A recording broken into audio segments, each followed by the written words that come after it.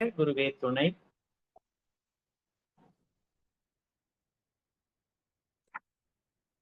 இன்று நமக்கு மிக சிறப்பாக நித்தியானந்த தவம் வழி நடத்திய நமது பேரன்பிற்கும் பெருமதிப்பிற்கும் உரிய பேராசிரியர் அருள்நிதி ஜெயலட்சுமி குமரேசன் அம்மா அவர்களை தவ நிலையிலிருந்து வாழ்த்தி மகிழ்வோம்.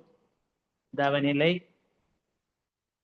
பேராசிரியர் அருள்நிதி ஜெயலட்சுமி குமரேசன் அம்மா அவர்களும் அவர்தம் அன்பு குடும்பமும் பேராற்றல் கருணையினால் உடல் நலம், நீளாயுள், நிறை செல்வம், உயர் புகழ், மெய்ஞானம் ஓங்கி வாழ்க வளமுடன், வாழ்க வளமுடன், வாழ்க வளமுடன். மிக்க நன்றிகள் அம்மா. வாழ்க வளமுடன். அன்புள்ளம் கொண்ட இருபால் மெய்யன்பர்களே, உங்கள் அனைவருக்கும் எனது பணிவான வணக்கங்களையும் வாழ்க வளமுடன் என்ற இனிமையான வாழ்த்துக்களையும் தெரிவித்து மகிழ்கிறேன். இன்றைய நிகழ்வுகள் அனைத்தையும் நம் குருமகான் வேதாத்திரி மகரிஷி அவர்களே முன்னின்று நடத்தி தருவாராக. குருவடி போற்றி.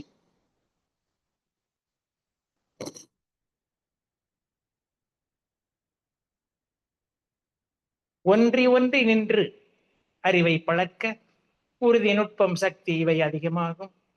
அன்று அன்று அடையும் அனுபவங்கள் எல்லாம் அறிவினிலே நிலைத்து விடும். ஆழ்ந்து ஆய்ந்து நன்று என்று கன்றபடி செயல்களாற்றும் நற்பண்பு புலன்களுக்கு அமைந்து போகும். என்றென்றும் கருவிடத்தே அறிவை ஒன்றும் இயற்கை முறை சிறப்புடைத்தே இதே தவமாம். குருவடி சரணம். அம்மா இன்னைக்கு மிக அருமையா நித்தியானந்த தவம் நடத்தினாங்க. நமக்கு ஆற்றல் அந்த அளவுக்கு எந்த அளவுக்கு அது பெருகி ஓடுது அப்படிங்கிறது நமக்கு எல்லாருக்கும் தெரியும். ஸோ அந்த வகையில இன்னைக்கு நம்ம தலைப்பு ஒற்றுமையே பலம் அப்படிங்கிறது. இந்த இடத்துல கவிஞருடைய ஒரு வரி எனக்கு ஞாபகம் வருது. நமக்கு எல்லாத்துக்குமே தெரியும். அதாவது ஒரு பழைய காலத்தில் உள்ளது, முத்துக்கு முத்தாக சொத்துக்கு சொத்தாக அண்ணன் தம்பி பிறந்து வந்தோம், ஒண்ணுக்குள் ஒன்னாக அன்பாக வளர்ந்து வந்தோம். இது கவிஞருடைய வரிகள்.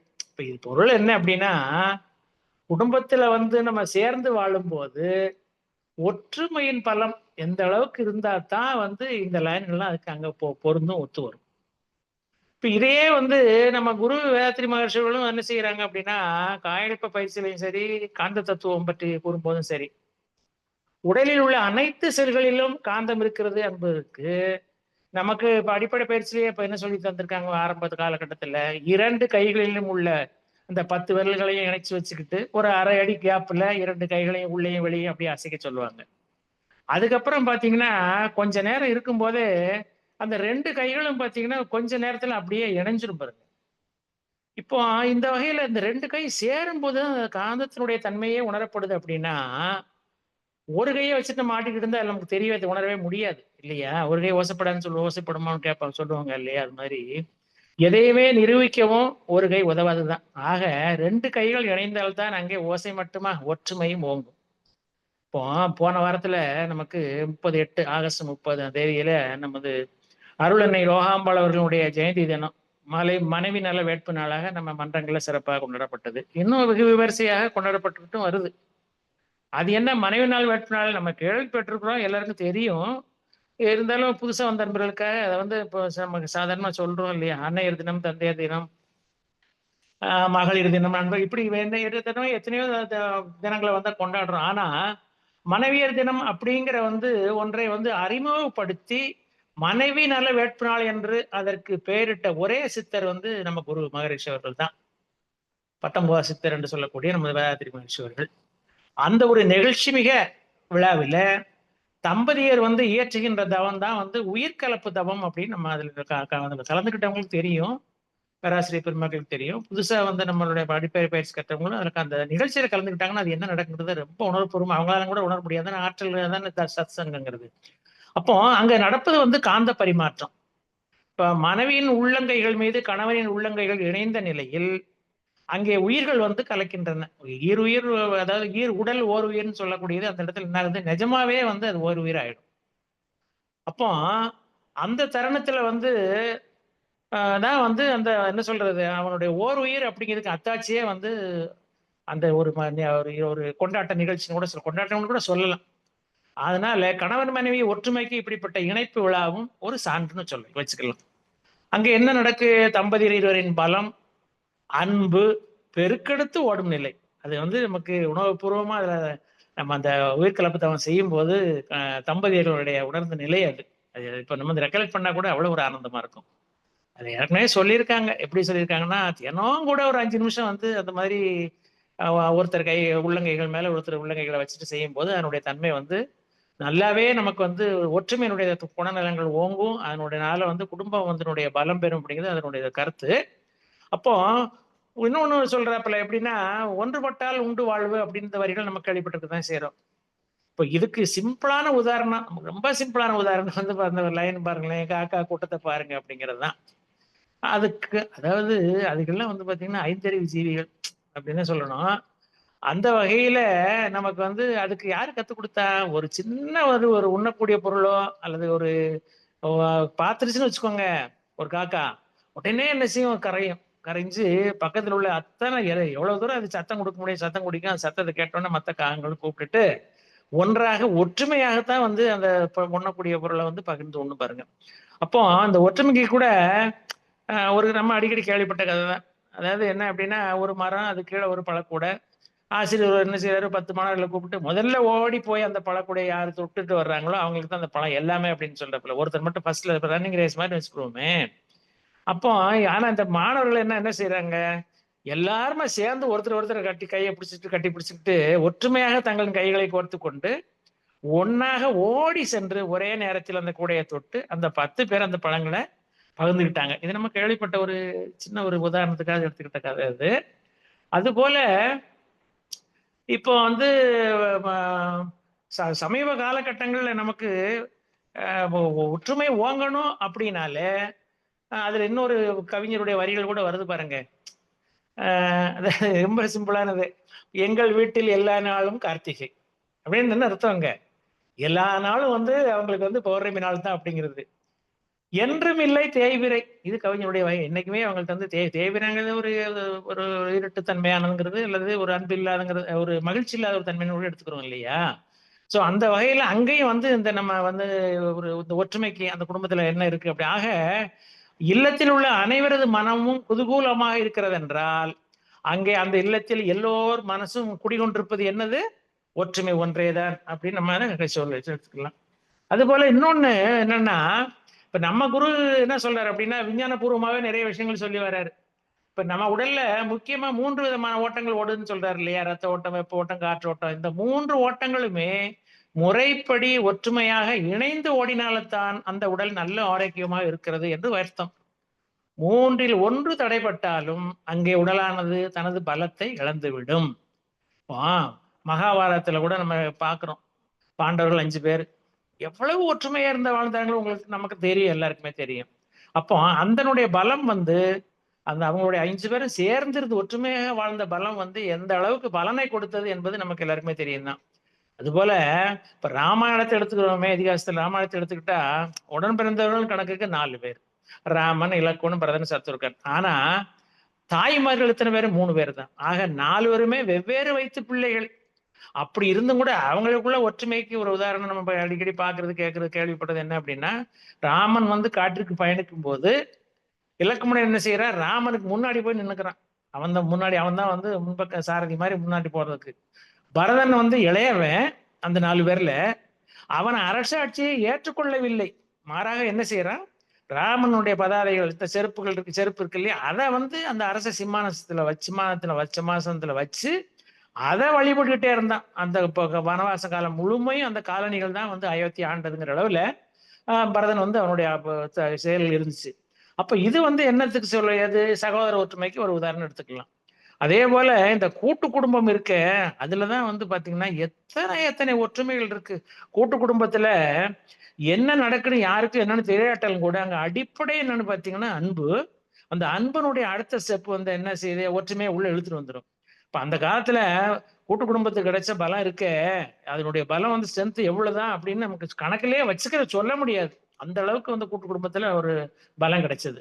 அந்த ஒற்றுமையினுடைய பலம் என்ன அப்படிங்கிறது தான். அதே போல இப்ப இந்த வீட்டுல வந்து கணவன் மனைவி இருவருக்கும் ஒற்றுமை வேற்று குடும்ப அமைதி என்ற தத்துவத்துல நம்ம மகான் கொடுக்கும் அறிவுரைகள் எத்தனை எத்தனை இருக்கு அப்படின்னா அது மிகப்பெரிய ஒரு அற்புதங்கள், நம்ம அற்புதம்னு நம்ம சொல்லலாம். அந்த வகையில அதுல வந்து குடும்பத்துல கூட்டு குடும்பத்துக்கு நிறைய விஷயங்கள் அப்படி சொல்லியிருக்காரு மகான். இப்ப அதாவது சுருக்கமா சொல்லும் போது என்ன சொல்லி வர்றாரு அப்படின்னா, அந்த ஒற்றுமைக்கான ஒரு ஸ்மெல்னு அதை வச்சுக்கலாம் கூட்டு குடும்பத்துக்கு. அதாவது குடும்ப அமைதிக்கு, ஒற்றுமைக்கு வந்து மகான் சொல்லக்கூடிய டிப்ஸ் பாருங்களேன்.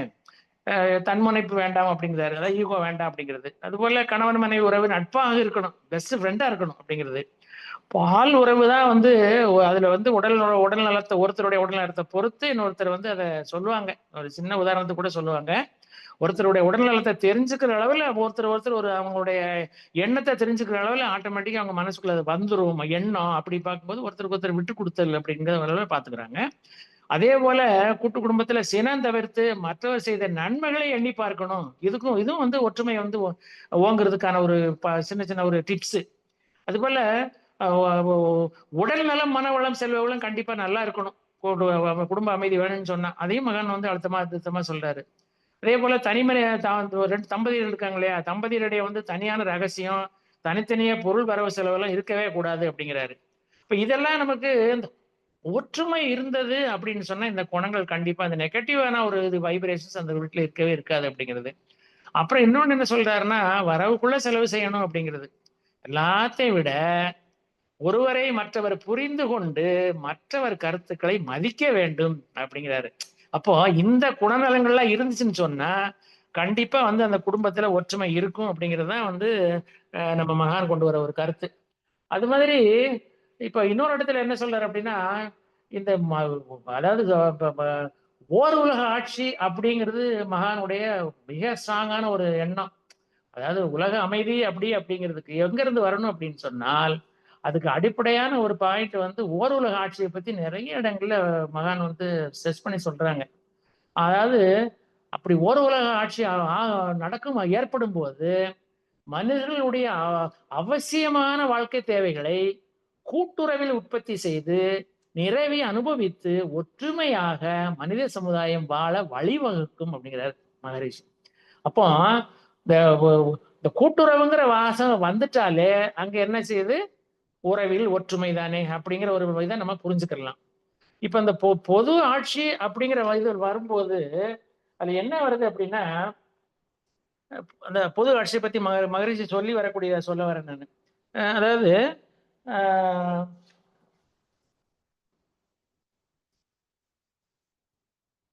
ஒரு உலக ஆட்சியை பத்தி நம்ம பேசணும் இல்லையா, அதுல பொது ஆட்சின்னு ஒண்ணு வரும்போது அதுல ஒரு கவிதை எழுதியிருக்காரு பாருங்க. எங்கெங்கு உலகினிலே பிறப்போர்க்கெல்லாம் இவ்வுலகம் சொந்தம் என்ற உண்மை ஏற்று தங்கத்தின் மதிப்பு தனி மனிதனின் சொத்து தாய் தந்தை மக்கள் என்ற பாசம் போக்கி அங்கெங்கும் தொழில் சமையல் பொதுவாய் செய்து ஆன்மீக நாட்டமுடன் வாழ்வதற்கு ஏற்ற எங்கள் நாடு என்று எவரும் பிரித்து சொல்ல இடமில்லா உலக பொது ஆட்சி காண்போம் அப்படிங்கிறத உலக சமாதானங்கிற தலைப்புல வந்தக்கூடிய கவிதை. அதுல என்ன அப்படின்னு சொல்றாருன்னா, எங்கள் நாடு என்று எவரும் பிரித்து சொல்ல இடமில்லா உலக பொது. இந்த இடத்துல அந்த ஒற்றுமைக்கு அழுத்தம் கொடுக்கிறாரு மகான். இப்போ அது போல நம்ம வந்து இந்த இணக்கம் அப்படிங்கிறது ஒற்றுமை அப்படிங்கிறதுக்கு இந்த 3 ஓட்டங்களை பத்தி இடையில ஹிண்ட் ஒரு லேசா ஓபன் பண்ண பாத்தீங்களா, அதுல மகரிஷி என்ன சொல்லி வர்றாங்க அப்படின்னா, இப்ப இந்த உடல் நலம் என்பது இலகுவான உடல் தானே, அப்ப ரொம்ப லைட்டா தான் இருக்கக்கூடியது, ஈஸ்ஃபுல் பாடின்னு கூட சொல்லுவாங்க. நம்ம உடலுக்குள்ள ஓடிக்கொண்டிருக்கும் 3 பூதங்களுக்கு சொல்றோம் இல்லையா, எந்தெந்த பூதங்கள் நமக்கு தெரியும். அந்த பூதங்களுக்கு நம்மால் உண்டாக்கப்படும் தடைகளால் உடல் நலம் கெடுகிறது. அப்போ அந்த தடைகள் இல்லாம இருந்துச்சு அப்படின்னு சொன்னால் நமக்கு அங்க அது 3 ஒற்றுமை இருந்துன்னு சொன்னா எந்த பிரச்சனையும் கிடையாது, உடல்நிலை நல்லா இருக்கும். இந்த 3 பூதங்கள் என்னங்கிறது நமக்கு தெரியும், நீர் நெருப்பு காற்று. அப்போ அதுதான் வந்து அது முறையாக நம்ம உடம்புல என்ன சொல்றோம், அதுல ரத்தம் உடல் சூடு மூச்சு காட்டுன்னு சொல்றோம் பாத்தீங்களா. அப்ப இந்த 3 ஒற்றுமையா இருந்ததுன்னு சொன்னால் அதன அழகுக்கு ஏற்றவாறு முறையாக ஓடிக்கொண்டிருந்தால் அது கண்டிப்பாக உடலுக்கு பலம் கொடுக்கும் அப்படிங்கிறத இதனுடைய ஒரு தத்துவம்.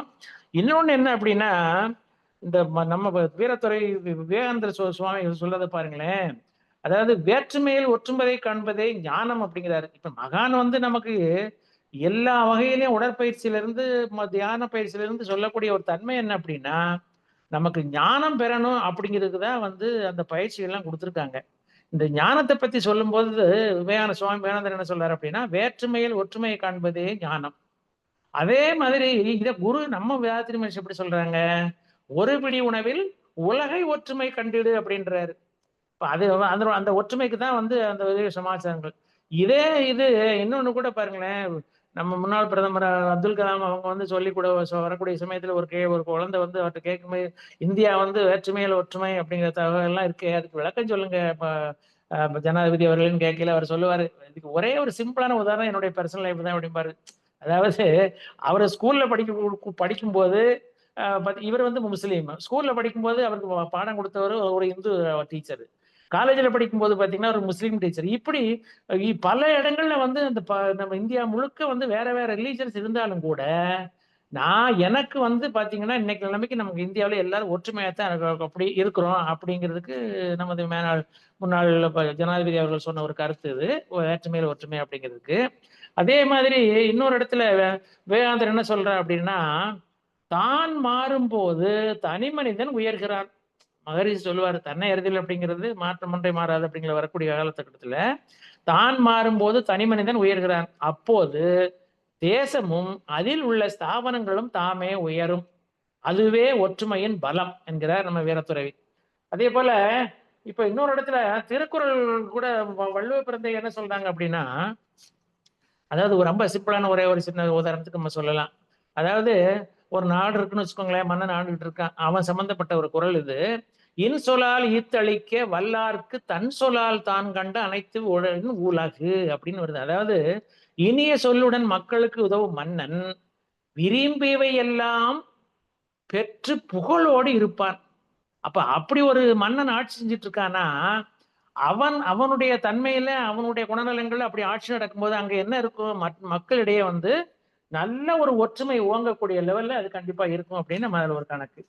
இன்னொரு விஷயம், இந்த ஒற்றுமை பலத்தை பத்தி பேசி ஒரு சின்ன ஒரு கருத்து என்ன அப்படின்னா, ஒரு முறை வந்து நபிகள் நாயகம் தன்னுடைய நண்பர்களோட பேசிட்டு இருக்காரு. அப்ப அந்த வழியா வந்து நல்ல எனர்ஜெட்டிக் பாடியா இருக்கிற மாதிரி ஒருத்தர் நடந்து போறாரு. அவரை பார்த்த உடனே இவங்க என்ன நினைக்கிறாங்க, நண்பர்களும் நபிகள் நாயகமும், இவர் தன் உடல் பலத்தை என்ன சொல்ற நினைக்கிறாங்க பாருங்க, இவர் தன் உடல் பலத்தை சமுதாயத்துக்கு பயன்படுத்தினால் எவ்வளவு நன்றாக இருக்கும் அப்படின்னு இந்த மனசுல தோணுது இவங்களுக்கு. அது என்ன செய்யுது, அந்த எண்ணம் இன்னும் அப்படியே மனசு விரிச்சு பாக்குறாங்க. எப்படி விரிச்சு பார்த்து அவங்களோட அபிப்பிராயம் என்ன எங்க ஓடுது அப்படின்னா, இவர் இந்த மாதிரி நடந்து போயிட்டு இருக்காரு, இப்படி போகும்போது நல்ல உடல் நலத்தோட பலத்தோட போறாரு, இவர் போகக்கூடிய நோக்கம் என்னவா இருக்கணும், பச்சிளங்குழந்தையின் தேவைக்காக செல்கிறார்கள் என்றால் அது நல்ல வழி, வயதான பெற்றோரின் பணிவிடைக்காக சென்றார் என்றால் அதுவும் நல்லதுதான், குறிக்கோளை நோக்கியும் தீய வழியில் இருந்து தன்னை பாதுகாக்கவும் செல்கிறார் என்றால் அதுவும் நல்லதே. ஆனால் ஆடம்பரம் பெருமை புகழுக்காக செல்வதாக இருந்தால் அந்த உடல் பலம் தேவையற்றது. ஆக ஒற்றுமை என்பது சமுதாயத்திற்கும் பலனளிக்கக்கூடியதாக இருக்க வேண்டும். இப்போ நல்லவர்கள் ஒற்றுமையாக இருந்தால் அது அவர்களுக்கு மட்டுமன்றி சமுதாயத்திற்கும் நலந்தானே அப்படிங்கிறத நபிகளாத்துடைய கருத்து. அதே மாதிரி இன்னொரு இடத்துல இது ரொம்ப இதெல்லாம் ஒரு ஹிஸ்டரி சமாச்சாரம். அமெரிக்க ஜனாதிபதி ஜான் கென்னடி வந்து என்ன பண்றாங்க, அவரை ஃபயர் பண்ணிடுறாங்க, சுட்டு கொண்டுறாங்க. இப்போ உடனே என்ன செய்றாங்க, அவருடைய சகோதரர் ராபர்ட் கென்னடி ஜனாதிபதிக்கே வேண்டி காம்படிஷன்ல போட்டிடுறாரு. ஆனா எல்லாரும் அவர் ஜெயிப்பாருன்னா எதிர்பார்க்குறாங்க. ஆனா பிரச்சாரம் இப்போ போய்கிட்டு இருக்கும்போது அவரே ஒருத்தர் சுட்டு விட்டாரு. சுட்ட உடனே அந்த இடத்துல என்ன ஆகுது, அவர் உயிர் வந்து போராடிக்கிட்டு இருக்கிற சமயத்துல கூட தன்னுடைய நண்பர்கிட்ட சொல்றாரு, எப்படி என்ன கேட்கிறாரு, அனைவரும் பாதுகாப்பா இருக்கிறீர்களா, இருக்கும் நம்ம மக்கள் எல்லாரும் எல்லாம் பாதுகாப்பா சேஃபா இருக்காங்களா, என்னைய தான் ஒருத்தர் சுட்டு விட்டான், யாருக்கும் ஆபத்து இல்லையே அப்படின்னு கேட்கிறாரு. அந்த இடத்துல பாத்தீங்கன்னா தன்னுடைய ஒற்றுமையினுடைய உணர்வுகளை வந்து தன்னுடைய மக்களிடத்திலே காட்டக்கூடிய அளவுக்கு ராபர்ட் கென்னடி அந்த இடத்துல இருந்தார் அப்படிங்கிறத வந்து அப்போ என்ன ஆகுது, அவருடைய அந்த உணர்வானது அவர் நாட்டுக்கே வந்து வலிமை சேர்க்கக்கூடிய அளவுல அது இருந்துச்சு அப்படின்னு நம்ம ஒரு ஒரு சின்ன உதாரணத்துக்காக எடுத்துக்கிட்டோம். இதே மகரிஷி என்ன சொல்லி வராங்க அப்படின்னா, இந்த குடும்பத்தை பத்தி பேசும்போதுதான் வந்து வாழ்க்கை கலையை கற்கும் கலாசாலை தான் வந்து குடும்பம் அப்படிங்கிறாரு. குடும்பத்துக்கு ஒரு டெபினேஷன் போட்டு சொல்லக்கூடியதான் பாருங்களேன், வாழ்க்கை கலையை கற்கும் கலாசாலை என்கிறார் நம்ம குரு. இப்போ அங்க ஒற்றுமை ஓங்கி நிற்க வேண்டும். அதற்குத்தான் வந்து நம்ம என்ன செய்யணும், மகான் வந்து நமக்கு மிக அருமையான ஒரு நமக்கு மனவளக்கலை பயிற்சியை கொடுத்துருக்காங்க. அதை நம்ம மைண்ட்ல வச்சுக்கிட்டே வந்துதான் இந்த தலைப்பை நம்ம கொண்டு போயிட்டு இருக்கோம். அதே மாதிரி இன்னொரு இடத்துல இவங்க அப்துல் கலாம் ஐயா என்ன சொல்றாங்க அப்படின்னா, எங்கே இதயத்தில் அற ஒழுக்கம் இருக்கிறதோ அங்கே செயல்பாட்டில் அழகும் இருக்கும். இப்போ இததான் வந்து நம்ம மகான் வந்து இந்த ஒழுக்கத்தை பத்தி பேசும்போது எக்கச்சக்கமா சொல்லியிருக்காரு. அதைத்தான் வந்து ஐயா அவரு நம்ம ஜனாதிபதி அப்துல் கலாம் ஐயா அவர்கள் வந்து சொல்லக்கூடிய ஒரு தன்மை, எங்க இதயத்துல அறவொழுக்கம் இருக்கிறதோ அங்க செயல்பாட்டிலும் அழகு இருக்கும் அப்படிங்கிறாரு. அப்ப அவங்க செயல்பாட்டுல அழகு இருக்குன்னு என்ன அர்த்தம்? அங்க வந்து ஆட்டோமேட்டிக்கா அது எங்க இழுத்துட்டு போயிடும், ஒற்றுமை கூடையோட இழுத்து போயிடுங்கிறத வந்து இவங்க அப்துல் கலாம் ஐயா சொல்லக்கூடிய ஒரு பாயிண்ட் அதுல. அதே மாதிரி இன்னொன்னு என்ன வருது அப்படின்னா, இப்ப இந்த ஒற்றுமை இருக்கும்போது எதை வந்தாலும் நமக்கு என்ன, அதாவது தம்பி உள்ளான்னு படைக்காஞ்சான்னு சொல்ற மாதிரி அண்ணன் தம்பி ஒற்றுமையா இருந்தாங்கன்னா, அது எந்த மாதிரி எத்த பெரிய ஒரு சங்கடங்கள் கஷ்டங்கள் வந்தாலும் அதை வந்து நம்ம சமாளிக்க முடியும் அப்படிங்கிறதுக்கு தான் அதை சொல்றாரு இல்லையா. அதாவது வந்ததை ஏற்றுக்கொள் வருவதை எதிர்கொள் அப்படிங்கிற ஒரு பலம் வேணும்னு சொன்னா அதுக்கு அண்ணன் தம்பி உறவு கண்டிப்பா ஒற்றுமையா இருக்கணும். அதுலதான் வந்து வாழ்க்கையிலுடைய வெற்றியே அடங்கியிருக்கு அப்படிங்கிறது. அதே போல நம்ம வாழ்க்கையில வந்து என்ன சம்பவம் நடந்தாலும் சந்திக்கக்கூடிய நபர்களையும் சரி, நம்ம என்ன செய்யணும், அந்த சம்பவத்தையும் சரி நபர்களையும் சரி அப்படியே ஏத்துக்கிறணும். காரணம் என்னன்னா ஒற்றுமுனையாக உணர்வு இருக்கும் போதுதான் இந்த மாதிரி ஒரு தன்மை நம்மகிட்ட வரும் அப்படிங்கிறது. அதே போல நம்ம வாழ்க்கையில வந்து இந்த ஒற்றுமை அப்படிங்கிறது நிம்மதியான ஒரு வாழ்க்கைக்கும் வழிவகுக்கும் அப்படின்னு கூட நம்ம எடுத்துக்கலாம். அதே இன்னொன்னு என்ன பாருங்களேன், இன்னொரு ஒரு கவிஞருடைய வரிகள் கூட நம்ம கடைசி பகுதிக்கு வந்திருக்கோம். அதாவது என்ன அப்படின்னா, மனிதனுடைய குணநலங்களை பத்தி இது வரக்கூடிய வாசகங்கள் அது. பாதி மனதில் தெய்வம் இருந்து பார்த்து கொண்டதடா, மீதி மனதில் மிருகம் இருந்து ஆட்டி வைத்ததடா, ஆட்டி வைத்த மிருகம் என்று அடங்கி விட்டதடா, எறும்பு தோலை உரித்து பார்க்க யானை வந்ததடா, என் இதய தோலை உரித்து பார்க்க ஞானம் வந்ததடா. என்ன ஒரு வரிகள் பாருங்க. ஆக நம்ம மகான் வந்து இப்ப ஞானத்தை பத்தி வரக்கூடிய வரிகளுக்கு தான் அந்த கவிஞர் எழுதிய வரிகள். எந்த சூழலெல்லாம் அந்த ஞானம் எப்ப வருது அப்படிங்கிறது இதய தோலை உரித்து பார்க்க போதுதான் உரிக்கிறதுக்காக தான் அந்த ஞானம் வந்துங்க அந்த வாசகங்கள். அப்ப நம்ம மகான் தந்த தவங்களுடைய எஃபெக்ட் அதுதான். ஞானத்தினுடைய தன்மையை நோக்கிதான் நம்ம பயணங்கள் இருக்கும். அதுக்கு தான் மனவளக்கலை பயிற்சிகள். அதை நம்ம செஞ்சோம்னு சொன்னா கண்டிப்பா நம்ம நமக்கும் ஞானம் கிடைக்கும். அதே ஒற்றுமை நம்ம எல்லாரிடத்திலுமே வளர்த்து நம்ம வந்து அதனுடைய பலத்தை வந்து நம்ம நிச்சயமா நம்மளால வந்து அந்த ஒற்றுமை ஓங்க செய்யறதுக்கு எல்லா வகையிலும் நம்ம செய்ய முடியும் அப்படிங்கிறது ஒரு கருத்து. இப்போ இந்த இறுதி பகுதிக்கு நம்ம வந்திருக்கோம். எப்படின்னா இப்போ நம்ம உலகம் சமுதாயம் இது சொல்லக்கூடிய வரதுதான். தான் தனது குடும்பம் உலகம் சமயத்துல உலகம் சமுதாயம் குடும்பம் மேன்மை பெறணும்னா மனித மதிப்புயர்ந்து பறித்துண்டு வாழும் சுரண்டல் சொல்ற பார்த்தீங்கன்னா அந்த நிலையில இருந்து மாறி ஒத்தும் உதவியும் இட்டுண்டு வாழும் பண்பு ஒவ்வொரு தனி மனிதரிடத்தும் வளர வேண்டும். இதுக்கு வந்து அடிப்படையான குணம் என்னங்கிறது அந்த ஒற்றுமைக்காக போக வேண்டிய பாயிண்ட்ஸ் இதெல்லாம் என்னெல்லாம் குணம் இருக்கணும் அப்படிங்கிறது. அதே போல அதுக்காக வந்து உண்மை உணர்வு பெற்றவர்கள் எல்லோரும் ஒன்று கூடி ஒற்றுமையுடன் ஆலோசித்து திட்டமிட்டு அவர் சொல்லக்கூடிய வாசகம் பாருங்க. ஒன்று கூடி ஒற்றுமையுடன் ஆலோசித்து திட்டமிட்டு செயல்பட்டு பலம் பெற வேண்டும் அப்படிங்கிறத நம்ம மகான் சொல்லக்கூடியது. ஸோ அந்த வகையில வந்து இந்த உணர்வுக்கு நம்ம ஒற்றுமையா இருந்து அனைவருடைய உலக சமாதானத்துக்காக வேண்டிய மகான் வந்து எடுத்த ஸ்டெப்ஸ்க்கு எல்லாத்துக்கும் வந்து நம்ம ஒரு கருவியா ஒரு துருவியா இருந்து நம்ம வந்து மனவளக்கலையை எல்லா இடத்துக்கும் கொண்டு போய் சேர்க்கணுங்கிற ஒரு முயற்சியை எல்லாரும் எடுத்து அதை கொண்டு போய் சேர்க்கணும். அதற்கு இறையர்களும் குருவர்களும் துணை நிற்குமாக என்று கூறி இந்த சிந்தனையை நிறைவு செய்து கொள்கிறேன். வாழ்க வளமுடன், வாழ்க வளமுடன். எனக்கு வாய்ப்பு அளித்த மிக ஒரு அரிய ஒரு வாய்ப்பு இன்னைக்கு சடனா வாய்ப்படுத்தி நமது ஸ்கை ஆன்லைன் டிஜிட்டல் சொல்யூஷன்ஸ் பொறுப்பாளர்களுக்கும் இதுவரை பொறுமையாக செவிமடுத்த அனைத்து அன்பு உள்ளங்களுக்கும் எனது நெஞ்சம் நிறைந்த நன்றிகளை தெரிவித்து நிறைவு செய்கிறோம். வாழ்க வையகம், வாழ்க வையகம், வாழ்க வளமுடன். மிக்க நன்றிகள் அம்மா. வாழ்க வளமுடன். மிக்க நன்றிங்க ஐயா. வாழ்க வளமுடன். இந்த ஆகஸ்ட் மாசத்துக்கு ஏத்த மாதிரி மனைவி நல்ல வேட்பு விழா ஃபர்ஸ்ட் எக்ஸாம்பிளா சொல்லிட்டீங்க. மனைவி நல்ல வேட்பு விழாக்கு உயிர்கலப்பு தவம், அது இணைந்த கைகள் அப்படின்னு சொல்லி அந்த ஒற்றுமைக்கு முக்கிய காரணம். அதை இப்ப சமீபத்துல கூட ஒரு பேராசிரியர் சொன்னாங்க. இந்த கணவன் மனைவி உயிர்கலப்பு தவத்துல எவ்வளவு விஷயங்கள் அடங்கி இருக்கு அப்படிங்கிறது. அது குடும்ப ஒற்றுமை, கணவன் மனைவி ஒற்றுமை மட்டும் இல்ல, குடும்ப ஒற்றுமைக்கும் சமுதாய ஒற்றுமைக்கும் வழிவகை செய்து அப்படின்றதையும் நீங்க அழகா சுட்டி காட்டினீங்க. ஒன்றுபட்டால் உண்டு வாழ்வு அப்படிங்கிற இந்த காக்கா காக்கா கூட்டம் பாருங்க அப்படிங்கிற கதையும் சொன்னீங்க. சகோதர ஒற்றுமை, அதுதான் பறவைகள் ஒற்றுமை, கணவன் மனைவி குடும்ப ஒற்றுமை, ஓருலக ஆட்சி, எல்லாமே ஒரு பிடி உணவில் உலக ஒற்றுமை கண்டிடும் மகரிஷி சொல்லுவாங்க. உழைப்பினால் உலகிற்கு அதை திருப்பி தந்திடு. அது எல்லாமே நீங்க அழகா ஒவ்வொரு பாயிண்ட்லயும் நீங்க சுட்டி காட்டினீங்க.